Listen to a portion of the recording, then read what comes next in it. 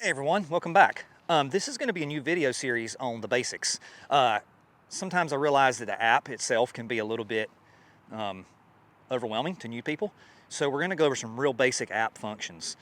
Today I'm going to talk about adding equipment to an existing control group. So there's one real critical part to this before we get into the actual function of it. If you're at Joe Bob's Construction and you need to add a piece of equipment, but you've already you've done your piece that you've inspected, all your check marks are green, and you go and back out of the assignment and then back out of the control group, you lose the control group, and then you can no longer add. So that's one of those things some people don't know. But if you are inspecting a piece for Joe Bob's Construction, what I recommend doing is you do the skid steer or whatever it is he's already selling. You go ahead and complete the inspection. You get all your check marks green. You don't submit it until you go to get in the truck to leave. After you go talk to Mr. Joe Bob and say, hey, Mr. Joe Bob, do you have anything you want to add? Because otherwise you can't go back. So that's one kind of little secret to it that is not real well known. But let's say that you go and you do a skid steer for Joe Bob's grading. You go in, you talk to him, you say, Mr. Joe Bob, I'm done. I got all your pictures, everything looks real good. He's gonna look at you like this. And then you're gonna say, hey, Mr. Joe Bob, is there anything I could add for you? And if he says no, then you can go ahead and submit and leave going down the road. But if you go in and you say the same thing, hey, Mr. Joe Bob, can I add anything for you? And he looks at you again like this. He says, you know, man, I really like the way you look. You got a nice face. I think you're a good guy. So what I'm gonna do is actually add this excavator that's out back. Cool. Now we know. And it's a good thing you didn't submit. You've still got an open control group that you can add to. So that being said, let's get into the actual adding. I'm gonna do a screen recording from my iPad, and I'm gonna be doing this on an iPad. You can do it from the phone. It's a little bit different, but it's all basically the same. You'll get there. So that being said, let's jump into the actual adding of a piece of equipment. All right, so Mr. Joe Bob says, yep, that excavator's out back. So let me show you right here what we're gonna add today. This is a Volvo EC480. This is where the app's ability as a tool can really help you. So jumping right into it, you're gonna come out here to your screen of the control group, and up in the top right corner, right here, there's a plus sign. You're just gonna hit that plus. Now it's gonna pull up the add asset page. You can see it here, it's all blank. But for something like this Volvo, for instance, you're just gonna come in to the make section, and you'll just start typing Volvo. You can see it coming up right here. You can click on it. Now this is where the app's ingenuity really is pretty cool. Because this machine, I'm sure we've sold 1 million EC480s.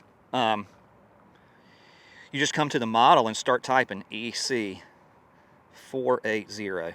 You see it popping up right there in tracked excavator. So you're just going to click on that, and it automatically populates everything for you. You see your asset type is tracked excavator, category excavator, description Volvo EC480, full inspection, IP. Your checklist is V2 excavator. You're going to have to put a tracking number in to create this. So go ahead and put your sticker on there, put your tracking number in, whatever it is. And then also the serial number, you'll add that in if you can find it. And that's pretty much actually all there is to it. So when you click done up here at the top right corner, like this, it's automatically going to take you to your excavator inspection. If you go back out to your asset list, you can actually see it right there. Add it in. So that's what's cool about the app. It actually, most equipment, it'll auto-populate, which is really cool.